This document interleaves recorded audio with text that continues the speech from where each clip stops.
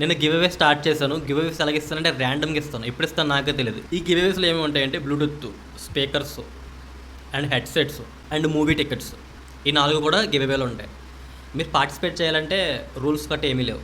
Just comment చేయండి అంతే. Comment నాకు నచ్చితే చాలు, వాళ్ళనే వినర్గా సెలెక్ట్ చేస్తాను. సింపుల్. సినిమా 15 నిమిషాల తర్వాత నుంచి ర్యాంప్ పడేస్తారు. బెల్లంకొండ శ్రీనివాస్ కిష్కింధపురి మూవీ చూడడం జరిగింది. ఈ మూవీ ఎలా ఉందో ల్యాగ్ లేకుండా, సుత్తి లేకుండా షార్ట్గా చెప్తాను. ట్విస్ట్లు, స్టోరీ లైన్ అయితే రివీల్ చేయను, కాకపోతే మెయిన్ ప్లాట్ గురించి చెప్తా. గోస్ట్ 100 గురించి అయితే ఐడియా ఉంది కదా కొంచెం చాలామందికి. గోస్ట్ 100 ఏముంటుంది, ఒక ఇంట్లోకి వెళ్తారో ఆ ఇంట్లో దెయ్యం పడుతుంది, అవన్నీ జరిగిందే కదా, అవన్నీ తెలుసు కదా. ఈ స్టోరీ కూడా ఇంచుమించు అలాగే ఉంటుంది. కాకపోతే చాలా చాలా ట్విస్ట్లు ఉంటాయి సినిమాలో, మాత్రం అదిరిపోయే ట్విస్ట్. సినిమా విషయానికి వస్తే ఫస్ట్ పావుగంట కూడా చాలా బోర్ కొడుతుంది. అనవసరమైన సాంగ్ ఒకటి ఉంటుంది, అది డిలీట్ చేసి ఉంటే ఇంకా బాగుండు. 15 నిమిషాల తర్వాత నుంచి ర్యాంప్ పడేస్తారు. ర్యాంప్ అంతే, ఇంటర్వెల్ వరకు రోమాలు నిక్కుబడితే తలకే పక్క కూడా తిరగదు. నేను చెప్తున్నాను కదా, తలకే పక్క కూడా తిరగదు, అంత స్ట్రాంగ్గా ఉంటుంది కంటెంట్. ఇంటర్వెల్ బ్యాంగ్ మాత్రం వేరే లెవెల్. ఇంటర్వెల్ తర్వాత అప్పటి వరకు హారర్ చూపించారు కదా, ఇంటర్వెల్ తర్వాత నుంచి ఇన్వెస్టిగేషన్ స్టార్ట్ చేస్తారు. అసలు ఏంటి కథ ఏంటి అనేది అక్కడి నుంచి స్టార్ట్ అవుతుంది. ఇన్వెస్టిగేషన్లో కూడా డల్ అవుతుంది సినిమా, డల్ అవుతుంది. పడుతుంది లేస్తుంది,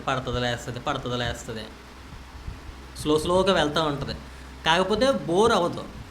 ఫస్ట్ హాఫ్లో చూపించినంత సెకండ్ హాఫ్లో చూపించరు.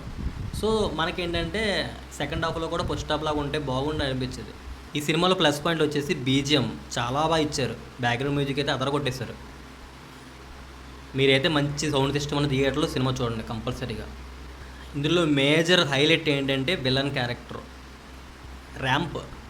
మీరే చూస్తారు కానీ నేను ట్విస్ట్లు ఏమైనా రివీల్ చేస్తే అది గ్రిప్పింగ్గా ఉండదు మీరు చూసినప్పుడు. సో అందుకని నేను చెప్పట్లేదు, ఖచ్చితంగా కూడా మీరు ఎక్స్పీరియన్స్ చేయాలి థియేటర్లో. ఇది ఏ ఒక్కటి కూడా రివీల్ చేయట్లేదు, ఎందుకంటే మీరే చూడాలి. అది 2 గంటలే ఉంటుంది సినిమా, బోర్ కొట్టదు. మంచి పని చేస్తారు 2 గంటలు పెట్టి సినిమాలు ఎప్పుడు 2 గంటలు 2 గంటలన్నరే ఉండాలి. 3 గంటలు కూర్చోలే పెట్టలో.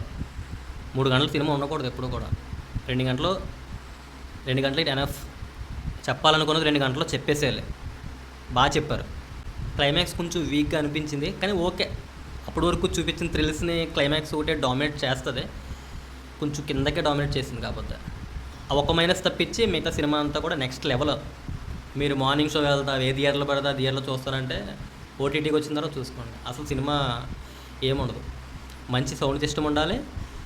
అండ్ నైట్ సెకండ్ షోలు చూడండి, అదిరిపోద్ది ఎక్స్పీరియన్స్ అయితే. వీడియో నచ్చితే లైక్ చేసి ఫాలో చేసి